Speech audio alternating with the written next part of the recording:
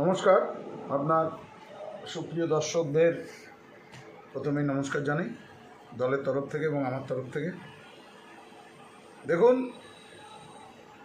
সমীক্ষা তো সংবাদ মাধ্যমের একটা অংশকে বিজেপি পয়সা দিয়ে কিনে নিয়েছে, যার জন্য তারা বিজেপির শেখানো বুলি হয়তো বলছে। কিন্তু আমরা আমাদের দলীয় স্তরে যে সমীক্ষা এবং আমরা যেভাবে কর্মীরা কাজ করেছি, তাতে আমরা 100% আত্মবিশ্বাসী যে আমরা কুচবিহার সিট জিতছি এবং সেখানে আমাদের প্রার্থী মমতা ব্যানার্জির স্নেহধন্য প্রার্থী জগদীশ চন্দ্র বর্মা বসুনিয়া তিনি প্রায় 30-40 হাজার ভোটে তিনি জিতবেন, এটা আমরা আশা করছি এবং এটাই সত্যি।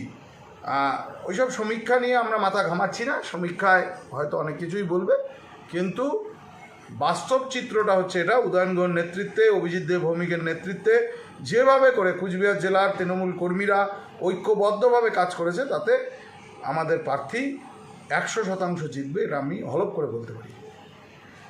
না, আমরা সেটা মনে করছি না যে দিনাটা বিধানসভা আমরা জিতব এবং দিনাটা বিধানসভায় যেভাবে করে, কারণ আমরা 1,64,000 ভোটে দিনাটা বিধানসভা জেতা উপনির্বাচনে, সুতরাং দিনাটা বিধানসভা হারবার কোনো প্রশ্নই নেই। এবং দিনাটার মানুষ বরাবর উদয়নগড় পাশে ছিলেন, দিনাটার মানুষ উদয়নগড় পাশে থাকবেন, এটাই আমরা আশা রাখি। আর শুধু আমি এতটুকুই বলবো, দলীয় কর্মীদের বলবো এবং সাধারণ মানুষকেও বলবো যে উদয়নগড় নেতৃত্বে আমরা সাধারণ মানুষের পাশে থাকব, কোনো অবস্থাতেই কোনো বিশৃঙ্খলাকে প্রশ্রয় দেব না এবং জেতার আনন্দে আমরা কোনো বিজেপি কর্মী বা বিজেপি নেতৃত্বের উপর আমরা কখনোই আঘাত বা কটু কথা আমরা বলবো না। আমাদেরকে মানুষ নির্বাচিত করবেন ভোট দিয়ে, সুতরাং আমাদের দায়িত্ব অনেক বেশি বেড়ে যাবে দিনাটার জন্য। দিনাটাকে শান্ত রাখার দায়িত্ব আমাদের। আমরা সবাই মিলে, সমস্ত তৃণমূল কর্মী কাঁধে কাঁধ মিলিয়ে আমরা চেষ্টা করব দিনাটার শান্তির পরিবেশ বজায় রাখতে।